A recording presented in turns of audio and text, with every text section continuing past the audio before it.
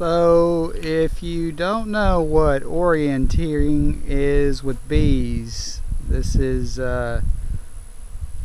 orienting. You can see a bunch of bees flying around, and basically I believe what they are doing is they're getting their boundaries. It's 7:20 in the evening, so they've basically all come out of the hive and they're just checking things out, and it's a mess out here. I don't know how well you can see it because I don't have, like, you know, $1,000 video camera, but there is pretty much the majority of the beehive is active. They're out.